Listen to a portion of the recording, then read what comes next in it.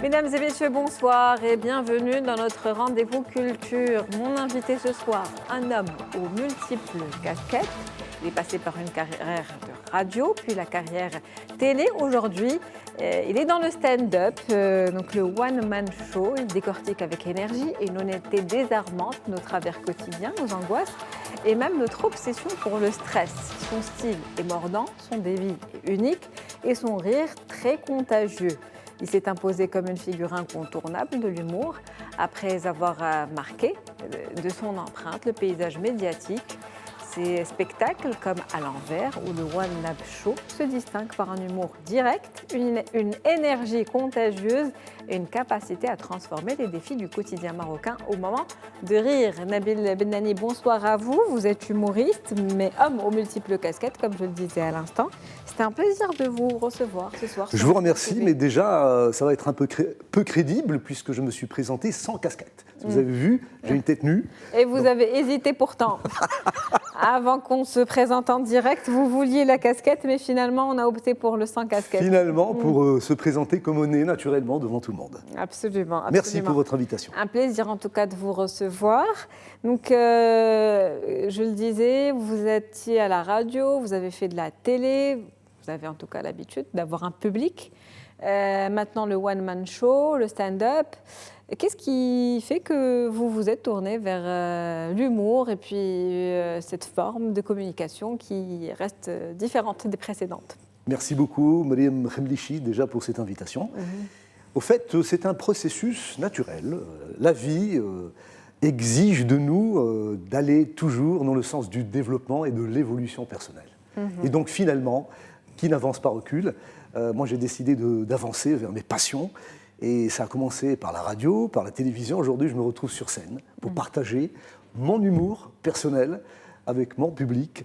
Je dis bien mon humour, puisque chaque humoriste a son propre humour, son propre cachet. Il n'y a pas une école d'humoristes, il y a des écoles. Pour chaque humoriste, une école. Voilà. En tout cas, depuis cette saison, Invité Culture, vous êtes le premier humoriste que je reçois. Je suis flatté. On dit souvent que l'humoriste est sans filtre. Humoriste de manière générale, on parle du métier. Est-ce que c'est, selon vous, plus difficile ou au contraire plus libérateur d'être soi-même sur scène? Ou est-ce qu'on peut vraiment être soi-même déjà sur scène? Tout à fait, oui, bien sûr. Tout à fait libérateur. Sur scène, quand je suis sur scène, c'est une sorte, effectivement, comment dirais-je, de liberté que je partage avec mon public, puisque déjà mon spectacle est basé sur l'interactif. C'est-à-dire c'est un spectacle où je fais mon one-man show et où je suis en interactivité avec mon public. J'ai un peu la fibre de l'animateur qui me précède dans mon background, puisque j'ai été animateur radio et télé, je suis toujours animateur radio. Mon émission radio le matin, j'anime le morning, est basée sur l'interactivité. Et ça me sert au niveau de la communication directe avec mon public.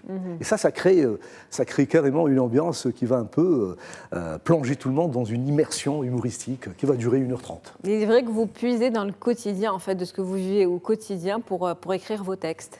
Tout à fait, tout à fait. Je me suis imbibé, inspiré du quotidien. Ça m'a pris 2 ans d'écriture pour pondre 400 pages l'une après l'autre. Et au début, je me disais que ça serait impossible pour moi d'ingurgiter, d'apprendre toutes ces pages. Mais le petit miracle, ou le grand qui s'est produit sur scène, c'est que c'est venu tout seul. Je suis parti sur le sens d'apprendre mes pages, mais en même temps, j'ai été aidé par ma tendance naturelle vers l'improvisation. C'est-à-dire, je prends le contenu de la page, mais quand je monte sur scène, je donne une autre version du contenu de la page. Justement, quelle place vous accordez à l'improvisation sur scène? Honnêtement. Est-ce que tous les spectacles sont les mêmes ou ils changent? Tous mes spectacles ou tous les spectacles de tous les humoristes? Les vôtres? Alors les miens, au fait, depuis 2023, j'ai eu la chance de monter 5 fois sur scène. Déjà pour le premier spectacle, le One Man Show, ensuite sur mon deuxième spectacle à l'envers.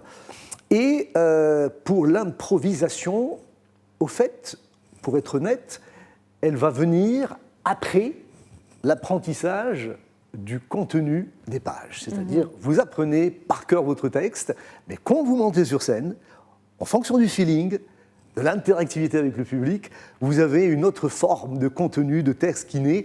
Et alors, dans ce cas-là, vous êtes doublement servi. Vous avez le texte et l'improvisation. Donc, on s'amuse avec le public. Il y a des jeux de mots qui naissent. Il y a des calembours. Il y a des punchlines qui démarrent à la vitesse de la lumière sur scène. C'est fabuleux. Hein. Allez, on va vous tester. On va improviser tout de suite et maintenant. Carrément. Carrément. Vous allez me mettre au four. Au four, allez. On va être au four et au moulin. On va voir ça en direct. Avec plaisir. Alors, vous voulez que j'improvise tout de suite ? Absolument. Vous voulez que je vous incarne les petits diables qui m'habitent, comme les personnages comiques que j'ai, oui. ceux que je fais fonctionner à la radio notamment, par exemple, je ne sais pas, vous voulez une vieille dame marocaine qui parle avec un dalija qui est assez... السلام عليكم ابنيتي عايشمك الله ابنيتي وما قالوا لي مريم خمليشي الله يعزك ابنيتي وتصوري معايا ابنيتي وقولي امين قولي امين ابنيتي آمين. يا ربي الى تجمع الحب والفلوس والصحه والمورال كي غتكوني حبسي ما يمكنش ابنيتي ولا بدا غادي يفيقوك من الاحلام اما بغطات اما شنيوله الحياه ما يمكنش تحبك لهالدرجه بنيتي والله العظيم شكون اللي ابو محبك Ça, c'est Daouya. Pourquoi pas, on peut espérer. En On tout peut cas, espérer. Belle improvisation. Sur Alors, on va scène. appeler le Raouti. Le Raouti, viens par là, viens, va Raouti, parler à Mariam. N'ayez pas Viens peur, me parce qu'il a une voix parler, assez... viens. il a une voix assez... Troll le Raouti, troll. كي دايره مريم خمريشي النهار كبير هذا انا راه ما كنحملش الكلاكسون ولكن بكثرت ما كنحملوش بديت كنقرا الكلاكسون وما يقولوا لي الكلاكسون داروه باش ينبهوك من الخطر وراه علاش داك الشيء كيكلاكسونيو عليك نهار عرسك وانت ما جايه ما جايبه اخبار كنتي ذاك النهار شهربي ما عرفت واش مزوجه ولا لا واش مزوله ولا Jouja. والله يكمل عليك بخير وعلى خير Merci, le Raouti, merci. Et ça va continuer. J'ai une série de 15 personnages qui vont se suivre. Donc, on n'a pas le temps, je pense. L'émission, On n'a elle va pas le durer temps, 13 mais en minutes. tout cas, ça nous donne un petit aperçu de ce que vous faites sur scène et comment vous improvisez également. Donc, c'est bien pour le public. On Alors en ça, apprend toujours. c'est juste une petite improvisation. Au fait, sur scène, c'est plus le stand-up, les jeux de mots, les punchlines, et en version bilingue, l'arabie au Oui, c'est un français. texte bien plus travaillé. Et au fait, oui, effectivement, en français et en darija. Pourquoi cette combinaison et est-ce qu'il y a des choses qu'on ne peut dire qu'en darija et qu'en français, qu'en langue française? Déjà, notre darija, elle est incrustée de mots en français. Par exemple, je vous dis, je khrajt min dar, ركبت في الطوموبيل, premier mot en français. Ksirit, deuxième mot en français. Nsit, la carte grise ou l'assurance ou le permis, 5 mots en français. وقلت في الفروج, 6e mot en français. تلاقيت مع الترامواي, 7e mot en français, etc. etc. C'est-à-dire que déjà, il y a une sorte d'entre-mélange entre le français ou le darija dianas, qui est notre bonheur, on s'amuse. Mais au fait, le bilinguisme est issu...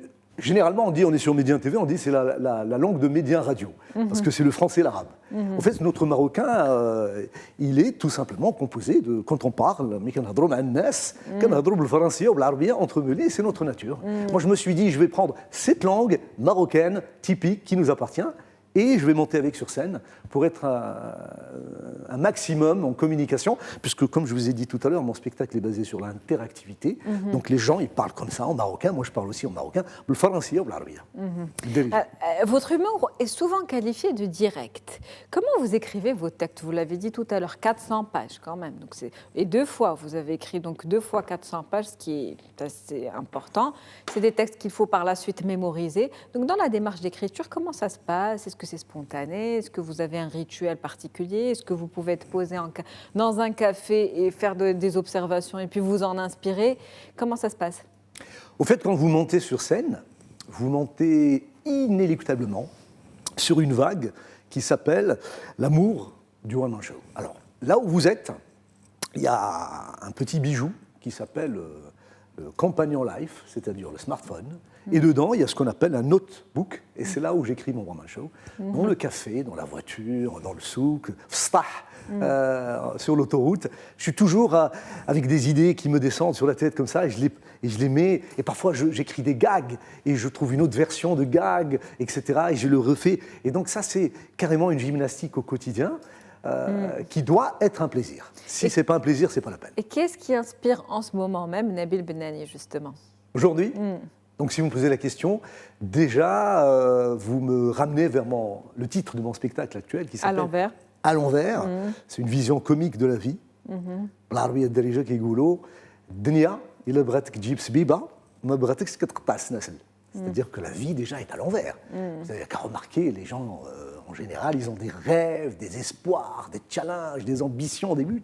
Et sans se rendre compte, ils se retrouvent sur d'autres sens dans leur vie, sur d'autres routes qui sont contraires à leurs rêves d'origine. Donc la vie est un peu à l'envers et peut-être que l'intelligence de la vie, c'est de pouvoir s'adapter. S'adapter effectivement à cette Moi, j'invite réalité. les gens à s'adapter avec humour. Merci beaucoup d'ailleurs. Pour... C'est normal. Vous nous faites rire, vous nous faites rire. En tout cas, la question que j'ai envie de vous poser quand on parle d'un humoriste, ce qui est important dans ce métier, est-ce que c'est de faire rire finalement? Est-ce que c'est d'être le plus drôle ou le plus vrai et authentique? Alors, avec honnêteté et obligatoirement, c'est d'abord être vrai. Parce que faire rire, ça ne doit pas être un but.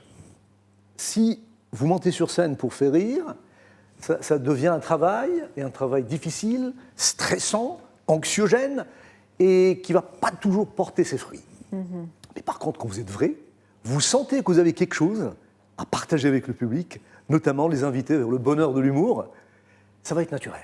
Mais sur scène, est-ce que vous observez un petit peu les tendances du public? Est-ce qu'il y a certaines tendances qui ressortent plutôt que d'autres? Est-ce que le public a changé sur les 5-10 dernières années? Ces demandes, hein, je parle, ces attentes, je veux dire, par rapport à la consommation justement de cet humour. Oui, absolument, normalement, naturellement, puisque déjà, nous, l'être humain, le monde est un petit village aujourd'hui, on le sait. YouTube, c'est la croisée des civilisations, toutes les civilisations, toutes les cultures se brassent dans l'humour, dans le YouTube. Et ce qui se passe, c'est que l'être humain est gavé par les bonnes blagues. Parfois, c'est de l'humour universel avec des situations comiques, des gars qui sont parlés, donc ça permet de faire rire toute la planète. Parfois, c'est un humour marocain qui nous fait rire aussi. Donc, on a vraiment une variété, une panoplie d'humour qui est censé nous faire rire et nous gaver. Alors, quand un humoriste monte sur scène, il faut juste qu'il partage, comme on revient de dire aussi une autre fois, sa vision du monde, naturellement. Sans effort, sans trop d'efforts. Et puis s'adapter aux besoins du public aussi. Et s'adapter aux besoins du public. Je pense que le public, par rapport à la scène, par rapport au théâtre, par rapport aux gens qui ont cette culture d'aller au théâtre, c'est surtout être en immersion dans un univers qui va un peu les faire rêver un moment. Voilà, on invite les gens. Je pense qu'un humoriste, c'est un vendeur de rêves, hein, finalement. C'est comme un acteur de cinéma. En tout cas, un humoriste, c'est un métier qui est assez difficile, challengeant. Vous montez sur scène, donc ça demande, j'imagine, une certaine préparation, une certaine rigueur, une énergie qu'il faut partager avec le public. Alors j'ai envie de vous poser la question, Nabil Benani, comment vous prenez soin de vous pour pouvoir ensuite donner au public? Ah oui. Alors, si vous ne prenez pas soin de vous, vous ne pouvez pas monter sur scène. Parce qu'une scène, c'est 90 minutes de challenge, de marathon. Et c'est à la sueur du front. C'est mouiller le maillot. Hein, c'est comme un footballeur sur scène, dans le terrain de foot. Donc, c'est le sport, c'est la diète, c'est le sommeil. Et moi, au fait, je fais ça aussi pour la radio. Parce que moi, j'ai une émission radio, le morning, chaque matin. Et donc, il faut que je me couche tôt, que je me lève tôt. Et surtout que j'essaie un peu de travailler sur moi-même au niveau de l'intelligence émotionnelle, de l'empathie, et surtout aussi de construire un périmètre positif autour de moi pour me libérer un peu des toxicités. Parce que vous savez, chaque être humain, dans son périmètre, il y a des gens bien, des gens pas bien, des gens moyens, etc. Donc il faut un peu se baser sur cette économie d'énergie, éviter les gens toxiques, profiter de la présence des gens positifs. Et donc c'est une énergie positive que nous, finalement, on va convertir sur scène, ou à la radio, à la télé, pour la donner avec cœur à tous ceux qui nous...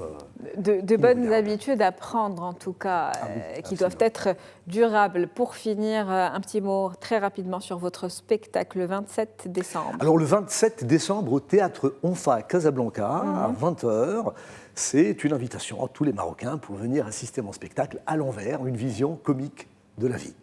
Et pour rire, bien évidemment. Merci. Merci à vous, Nabil Benani, c'était un plaisir. C'est un plaisir partagé.